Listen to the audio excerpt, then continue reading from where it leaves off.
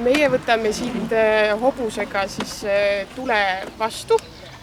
Tuli tuleb Adaverest, viime selle läbi Pajusi mõisapargi ja siis rahvamaja ette, kus siis tuleb väike tantsushow. Tuli käib korra rahvamaja ees, antakse mingisugused kõned ja siis viime juba hobusega tule natukene Põltsamaa poole edasi.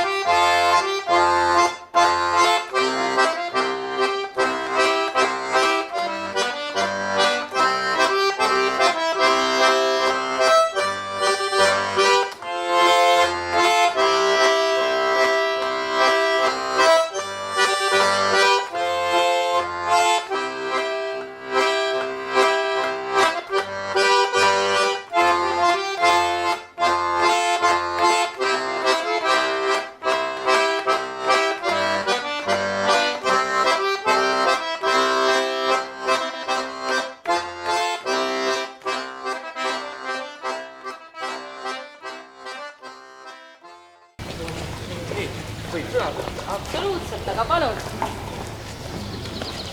Tuleme teie juurde laulu- ja tantsupeo Tulega. Tule annavad siis üle meie vallavanem Taavi Aas ja mina. Adaveres üks mees tuli, ütles, et küll sa oled ikka jube vahva mõisnik. Ma ütlesin, pagan võtaks, ma olen Karl August Hermann, mitte mingi mõisnik. Ja mul on väga hea meel siin olla. Pajusi, kes on ikka Põltsamaa kihelkonnas alati silma paistnud oma loomakasvatuse ja põllupidamise poolest.